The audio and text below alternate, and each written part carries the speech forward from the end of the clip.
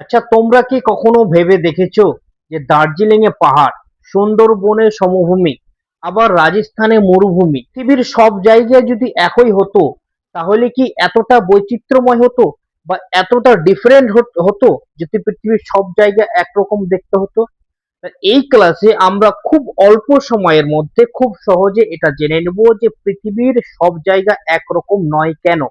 তোমরা এই কনফিউশন বা এরকম প্রশ্ন যে পৃথিবীর এক জায়গাতে উঁচু পর্বত, এক জায়গাতে আবার সমুদ্র, কোনো এক জায়গাতে সমভূমি, কোনো এক জায়গাতে দ্বীপ, আবার কোনো এক জায়গাতে মরুভূমি, শুধু বালি আর বালি, বালির পাহাড়, তাহলে এত বৈচিত্র্যময় কেন পৃথিবীর গঠন? তাহলে এই ক্লাসে আমরা খুব অল্প সময়ে এইসব প্রশ্নের উত্তর খুব সহজ সরল ভাষায় শিখে নেব যদি তোমরা ক্লাসটি শুরু থেকে শেষ পর্যন্ত মনোযোগ দিয়ে দেখো। এই ক্লাসে আমরা আলোচনা করব যে ভূপৃষ্ঠের সব জায়গা একরকম নয় কেন। Hello everyone, welcome to a new class. দেখো, এই ক্লাসে তোমার যে কনফিউশন রয়েছে যে বিভিন্ন ভূমির গঠন নিয়ে, তো এই কনফিউশনটা এই ক্লাস দেখলে পরে খুব সহজেই দূর করতে পারে। প্রথমে হচ্ছে কি, প্রথমে বলছে যে অন্তর্জাত শক্তির প্রভাব। যদি প্রশ্ন আমরা এটাকে নিই যে ভূপৃষ্ঠের সব জায়গা একরকম নয় কেন, তাহলে উত্তর হচ্ছে কি কয়েকটি কারণ। কারণ হচ্ছে পাঁচটি। পুরো ক্লাস, একটি ক্লাস একটা প্রশ্নের উপরে নির্ভর করে একটি ক্লাস হয়ে যাবে। প্রশ্ন কি, যে ভূপৃষ্ঠের সব জায়গা একরকম নয় কেন, বা সমান নয় কেন, বা আকার আকৃতি একরকম হলে কেমন হতো, এবং নয় বা কেন। তাহলে এই পৃথিবীর সব জায়গা একরকম দেখতে নয় কেন, এর উত্তরে পাঁচটি পয়েন্ট জানতে হবে। কয়টি? পাঁচটি পয়েন্ট জানতে হবে। এক নম্বর বলছে কি, অন্তর্জাত শক্তির প্রভাব। দুই নম্বর বলছে বহির্জাত শক্তির প্রভাব। তিন নম্বর বলছে জলবায়ুর পার্থক্য। চার নম্বর বলছে কি শিলার পার্থক্য। এবং পাঁচ নম্বর বলছে কি দীর্ঘ সময়ের পরিবর্তন। এই পাঁচটি কারণের জন্য ভূপৃষ্ঠের সব জায়গা একরকম দেখতে নয়। ক্লিয়ার?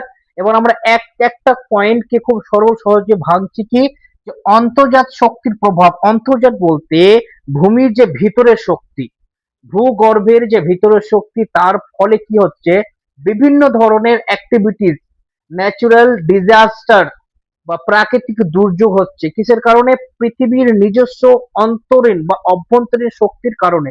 কি হচ্ছে, যে পৃথিবীর অভ্যন্তরীণ শক্তির কারণে ভূমিকম্প, আগ্নেয়গিরির অগ্নুৎপাত এবং ভূত্বকের উত্থান পতন ঘটছে।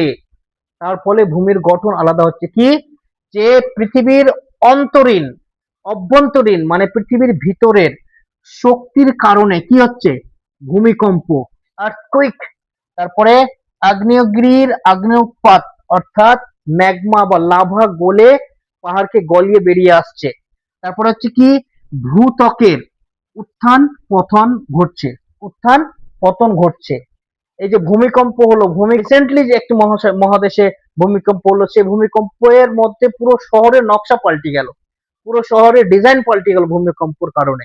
তাহলে ভূমিকম্প, আবার যে লাভা রয়েছে ভূগর্ভে বা পৃথিবীর অভ্যন্তরণে যে লাভা রয়েছে, সে লাভা যে বেরিয়ে আসছে, তাহলে আকার আকৃতি পরিবর্তন করবে না? ভূপৃষ্ঠ, ভূত্বকের উপরে উত্তাল পতাল হচ্ছে।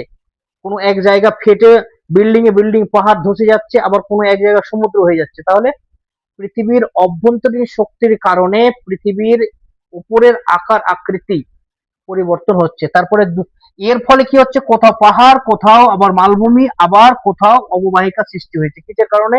পৃথিবীর অভ্যন্তরীণ শক্তির কারণে বা পৃথিবীর অন্তর্জাত শক্তির প্রভাবের ফলে কোথাও পাহাড় তৈরি হয়েছে, কোথাও মালভূমি, কোথাও আবার কি অববাহিকা সৃষ্টি হয়েছে। ক্লিয়ার? তারপরে দুই নম্বর হচ্ছে কি বহির্জাত শক্তির প্রভাব। বহির্জাত বলতে বাইরের থেকে যে কোনো শক্তি, বাইরের থেকে কোনো শক্তির কারণে ভূমির আকার আকৃতি পরিবর্তন হলো। কি বাইরের থেকে? নদীর স্রোত, বন্যা, হিমবাহ গলে যাওয়া, এই নদীর স্রোতের সাথে ক্ষয় হওয়া, আবার ক্ষয়ের সামগ্রী এক জায়গা থেকে সঞ্চিত হওয়া, এতে ভূমির রূপের গঠন পরিবর্তন হচ্ছে। কি বলছে, যে নদী, বায়ু, হিমবাহ, সমুদ্রের ঢেউ। যে নদী এবং বায়ু, নদী যখন বয়ে যায়, নদীর বয়ে যাওয়ার সময় তিনটি কাজ করে। একটা হচ্ছে কি, এক স্থানকে ক্ষয় করে, আবার ক্ষয় করা জিনিসগুলি, সামগ্রীগুলি বহন করে নিয়ে গিয়ে অন্য এক স্থানে সঞ্চয় করে। তাহলে যেখানে ক্ষয় করলো সেখানে ভূমির আকৃতি পরিবর্তন হলো, আবার ক্ষয় হয়ে যে মাটি বালি নুড়ি পাথর গিয়ে যেখানে সঞ্চয় হলো বা জমা হলো সেখানে নতুন ভূমিরূপ গঠন করলো, তাহলে ভূমির আকার আকৃতি পরিবর্তন এখানে হয়ে গেল নদীর কারণে। এবার বায়ু, বায়ু বলতে বাতাস। বাতাস কি হয় যে মরুভূমিতে এক জায়গার বালি অন্য জায়গাতে গিয়ে বালির পাহাড় বানিয়ে দেয়।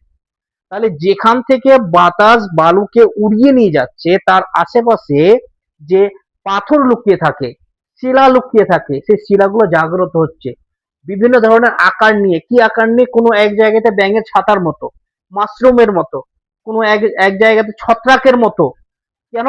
কারণ সেখান থেকে সম্পূর্ণ বালি বায়ুর সাহায্যে স্থান ত্যাগ করছে। এবং এই যে বায়ু বা বাতাস বালিটাকে যে বয়ে নিয়ে গেল, বায়ুটাকে বয়ে নিয়ে গিয়ে আবার এক জায়গাতে জমা করলো, তাহলে এখানে যে ক্ষয় করলো এবং এই ছাতার মতো দেখতে পাথর করে দিল বা স্থানটাকে ছাতার মতো করে দিল, আবার এটা বয়ে নিয়ে গিয়ে এখানে জমাট বাঁধালো বা সঞ্চয় ঘটলো, তাহলে এখানে একটি আকার আকৃতি হলো। এখানে যে ক্ষয় করে নিয়ে গেল তো এখানে একটা আকার আকৃতি হলো, ক্ষয় করে নিয়ে গিয়ে সঞ্চয় করলো ওখানে একটি আকার আকৃতি হলো। বোঝা গেল? তাহলে নদীর জন্য ভূমির আকার আকৃতি পরিবর্তন হলো, আবার বায়ুর জন্য ভূমির আকার আকৃতি পরিবর্তন হলো। একটা হচ্ছে কি হিমবাহ। হিমবাহ বলতে কি? গ্লাসিয়ার্স। গ্লাসিয়ার্স কোথায় থাকে? পাহাড়কে চাদরের মতো ঢেকে থাকে। সাদা ধপধপে তুষারপাত যখন পাহাড়ের উপরে পড়ে সেটা শীতল হয়ে চাদরের মতো শক্ত আবরণ নিয়ে নেয়, চাদরের মতো পাহাড়কে ঢেকে নেয় এবং বিশ্ব উষ্ণায়ন বা সূর্যের তাপের পরে সেটা মেল্ট হয়, মানে গলে যায়। গলে গিয়ে সেটা কি হয়? জল হয়ে যায়। এবং জলের ধর্ম কি? জলের ধর্ম হচ্ছে সবসময় নিচের দিকে বয়ে আসা। এখানে হিমবাহ রয়েছে, এটা মেল্ট হয়ে গেল, গলে আসলো। যখন গলে আসলো তখন এই যে পাহাড়ের গা ঘেঁষে আসলো, তো পাহাড়ের গা ঘেঁষে যে জল বয়ে আসলো, তাহলে কি পাহাড় ক্ষয় করে নিয়ে আসলো না? অবশ্যই নিয়ে আসলো। পাহাড়ের মধ্য থেকে নুড়ি পাথর, কঙ্কর পাথর, মাটি সবকিছু বহন করে নিচের দিকে বয়ে আসলো এবং নিচের দিকে বয়ে এসে কোনো এক জায়গাতে সেই সব নুড়ি পাথরগুলি সঞ্চয় হয়ে গেল। সঞ্চয় হয়ে গিয়ে ওখানে একটা মালভূমি সৃষ্টি হয়ে গেল। তাহলে আকার আকৃতির ভূমির পরিবর্তন হলো কিসের কারণে? হিমবাহের কারণে। আর একটা বলছে কি? সমুদ্রের ঢেউ।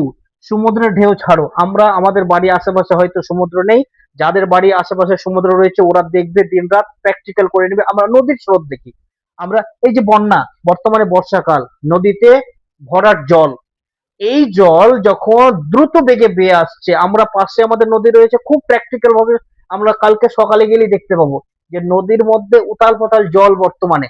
সেই জল যে বয়ে আসছে, বয়ে এসে কোনো এক জায়গাতে মাটি হইতে ওখানে ধাক্কা লাগছে, খুব জোরে ধাক্কা লাগছে, আস্তে আস্তে কি হবে? সেই ধাক্কা লাগছে যে জায়গাটায় সেই মাটিটা থাকবে থাকবে না, সেটা কেটে গিয়ে আবার এ পার যদি কাটে তো নদীর ওপার গড়ে উঠবে। তাহলে এতে ভূমির আকার আকৃতি পরিবর্তন হলো ঢেউয়ের কারণে। ঠিক আছে, আমরা উদাহরণ দিলাম নদীর ঢেউ, কিন্তু সমুদ্রের ঢেউ আকার আকৃতি পরিবর্তন হয় ভূমি ধস নামে, ভূমি একদিকে ধস নেমে অন্যদিকে গঠন হয়। তারপরে হচ্ছে কি 3 নম্বর বলছে জলবায়ুর পার্থক্য। এখানে একটি বিষয় বোঝার রয়েছে, এর আগে আমরা ক্লাস করেছি, তোমরা চাইলে এসআর ক্যাম্পাস চ্যানেলে গিয়ে জিওগ্রাফির ডিটেলস 9-10 ডিটেলস ক্লাস সেই চ্যানেলে রয়েছে, তোমরা সেই প্লেলিস্ট থেকে দেখতে পারো। যে এই যে জলবায়ু পার্থক্য, জলবায়ুর পার্থক্য কি আগে বুঝিনি আমরা জলবায়ু কি। এখানে দুইটি বিষয় বোঝার রয়েছে, একটা হচ্ছে কি আবহাওয়া, একটা হচ্ছে জলবায়ু। জলবায়ু হচ্ছে কি? জলবায়ুকে বলে সিজন, জলবায়ুকে বলে ঋতু, জলবায়ুকে বলে সিজন, ঋতু পরিবর্তন বা ঋতুর পরিবর্তন বা জলবায়ুর পরিবর্তন বা সিজনের পরিবর্তন। এটা কিন্তু হয় সূর্যের বার্ষিক গতির ফলে, মানে সূর্য যে সরি পৃথিবীর বার্ষিক গতির ফলে। এটা হয় পৃথিবীর বার্ষিক গতির ফলে। কি? যে পৃথিবী যে সূর্যকে পরিদক্ষণ করছে, তো যে সময় সূর্যের উত্তর গোলার্ধ পৃথিবীর যে সময় পৃথিবীর উত্তর গোলার্ধ সূর্যের দিকে 23.5 ডিগ্রি হেলে যায়, সেই সময় সূর্যের উত্তর গোলার্ধ প্রচন্ড গরম হয়, যেটা বর্তমানে আমাদের সময় রয়েছে। তো সূর্যকে পরিদক্ষণ করতে পৃথিবীর সময় লাগে কত? 1 বছর। তাই বার্ষিক গতির ফলে কিন্তু এই ঋতুর পরিবর্তন হচ্ছে। তাহলে জলবায়ুটা কি? যে বায়ুমণ্ডলের যে চাপের অবস্থা, বায়ুমণ্ডলের চাপের অবস্থা দীর্ঘদিন যাবৎ থেকে যায়, এই দীর্ঘদিন বা অনেক দিন সময় ধরে থাকার কারণ এটা হচ্ছে কি ঋতু বা জলবায়ু। আবার ক্ষণে ক্ষণে যেটা পরিবর্তন হচ্ছে, যে একটু আগে রৌদ্র ছিল, এখন সন্ধ্যা হলে এখন মেঘাচ্ছন্ন হয়ে গেল, আবার সকালে রৌদ্র ছিল দুপুরবেলা বৃষ্টি শুরু হয়ে গেল। এই যে ক্ষণে ক্ষণে পরিবর্তন হচ্ছে ওটা হচ্ছে আবহাওয়া। এবং যে সিজনটা বা ঋতুটা লম্বা সময় ধরে থেকে যাচ্ছে বা বায়ুমণ্ডলের যে অবস্থা লম্বা সময় ধরে, অনেক সময় ধরে, দীর্ঘ সময় ধরে থেকে যাচ্ছে, সেটা হচ্ছে জলবায়ু। তাহলে বলছে কি জলবায়ুর পার্থক্য, কি বলছে সব জায়গার সমান বৃষ্টিপাত হয় না এবং তাপমাত্রাও কিন্তু সমান হয় না। হ্যাঁ, এটা আমরা জানি যে কোনো এক জায়গাতে বৃষ্টি হচ্ছে, কোনো এক জায়গাতে বৃষ্টি হয় না। তাহলে পৃথিবীর প্রত্যেকটা অংশে সমান বৃষ্টিপাত হয় না, আবার প্রত্যেকটা অংশে সমান তাপমাত্রাও হয় না। তাহলে যেখানে ঘন বৃষ্টিপাত বা যেখানে বেশি বৃষ্টিপাত হচ্ছে সেখানে কি হচ্ছে ঘন বনভূমি হচ্ছে, জঙ্গল হচ্ছে, বন হচ্ছে। আবার যেখানে বৃষ্টি কম হচ্ছে সেখানে কি হচ্ছে মরুভূমি হচ্ছে। যেমন আমাদের দেশে রাজস্থান, সেখানে কি বৃষ্টি নেই, তাই সেখানে মরুভূমি। এবং আমাদের এরিয়া বা সুন্দরবন অঞ্চল বা দার্জিলিং অঞ্চল, ডুয়ার্স অঞ্চল, এগুলোতে বৃষ্টিপাত বেশি, তাই এগুলোতে ঘন সবুজ বনের সংখ্যা বেশি। তারপরে 4 নাম্বার হচ্ছে কি শিলার পার্থক্য। শিলার পার্থক্য বলতে সব জায়গায় একই ধরনের শিলা নেই। হ্যাঁ, সব পাহাড়ের শিলা কিন্তু এক না, সব পাহাড়ের পাথর এক না, সব জায়গাতে একই ধরনের শিলা থাকে না। বলছে কি কঠিন শিলা ধীরে ক্ষয়প্রাপ্ত হয় এবং নরম শিলা দ্রুত ক্ষয়প্রাপ্ত হয়, ফলে বিভিন্ন ধরনের ভূমিরূপ সৃষ্টি হয়। আচ্ছা, যে পাথরটি কঠিন বা জটিল, শক্ত, সেটা ধীরে ধীরে ক্ষয় হবে। জলের প্রবাহ যখন তেজ হবে বা জলের স্রোত যখন দ্রুত হবে বা জল যখন বারবার এসে এক জায়গাতে ধাক্কা দিবে, তো সেই জায়গাটা ক্ষয় হবে। কিন্তু যদি কঠিন পাথর হয় তাহলে সেটা আস্তে আস্তে ক্ষয় হবে। এবার যদি দুর্বল পাথর হয় তাহলে সেটা তৎক্ষণাৎ ক্ষয় হয়ে অন্য এক জায়গা থেকে আবার ঢিপি হবে বা কোনো এক জায়গা থেকে আবার নতুন ভূমিরূপ সৃষ্টি করবে। তাহলে সেই কারণে কঠিন এবং দুর্বল পাথরের কারণে কিন্তু ভূমিরূপ পরিবর্তন হচ্ছে। তারপরে বলছে কি দীর্ঘ সময়ের পরিবর্তন। দীর্ঘ সময়ের পরিবর্তন বলতে লক্ষ লক্ষ বছর ধীরে ক্ষয় ও সঞ্চয়ের ফলে, লক্ষ লক্ষ বছর ধরে ক্ষয় ও সঞ্চয়ের ফলে ভূপৃষ্ঠের চেহারা পরিবর্তন হয়েছে, তাই পৃথিবীর সব স্থান একই না। কি দীর্ঘ সময় পরিবর্তন বলতে নদী বয়ে যাচ্ছে, দীর্ঘদিন ধরে নদী বয়ে যাচ্ছে পাহাড় ঘেঁষে, বা মানুষের ঘনবসতি বা জনবসতি ঘিরে যাচ্ছে, দীর্ঘদিন ধরে বইছে নদী। তো দীর্ঘদিন ধরে যে নদী বইছে, তো নদী এসে কেটে নিয়ে যাচ্ছে, কি মাটি ক্ষয় করে নিয়ে যাচ্ছে। তো এই মাটি ক্ষয় করে নিয়ে গিয়ে তো কোনো এক জায়গাতে জমা হচ্ছে। তাহলে যেখানে মাটি ক্ষয় করলো সেখানে ভূমির রূপ পরিবর্তন হলো, আবার যে জায়গাতে গিয়ে সেই ক্ষয়প্রাপ্ত আহ আবর্জনাগুলি বা ডাস্টগুলি যেগুলো বহন হয়ে গিয়ে কোনো এক জায়গাতে জমা হলো, তাহলে সেখানে একটা ভূমিরূপ গঠন করলো। এখানে ক্ষয় করলো, ওখানে গিয়ে গঠন করলো। তো দীর্ঘ সময় ধরে লং টার্ম দিয়ে যে প্রসেস চলে আসছে, এর ফলে কিন্তু ভূমির রূপ পরিবর্তন হচ্ছে। এবং এই পাঁচটি কারণের কারণে পৃথিবীর সব জায়গা সমান নয় বা পৃথিবীর সব স্থান একই রকম নয়। প্রশ্ন কি বলছে ভূপৃষ্ঠের সব জায়গা একই রকম নয় কেন? তাহলে এই 5টি কারণের জন্য পৃথিবীর সব স্থান সব জায়গা একই রকম নয়। আশা করি তোমাদের কনফিউশন বা জিজ্ঞাসা বা এই অধ্যায় বা এই লেসন বা এই টপিক বা এই প্রশ্নের সংশয় বা এই প্রশ্ন নিয়ে যে কোনো ধরনের ভাবনা ধারণা তোমাদের শেষ হবেই যদি এই ক্লাসকে মনোযোগ সহকারে শুরু থেকে শেষ পর্যন্ত দেখো এবং নোটস তৈরি করো। তাহলে আমার মনে হয় না যে এর থেকে সহজ সরল ভাষায় তোমরা কোনো বইয়ের ভাষা পাবে এবং এর থেকে সহজ ভাষা তোমরা পরীক্ষার খাতায় লিখে আসবে।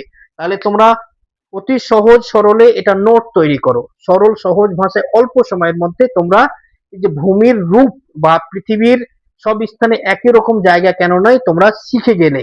এটা নোট তৈরি করো এবং আয়ত্ত করো এবং সময় মতো তোমরা সেটা পরীক্ষাতে কাজে লাগাও।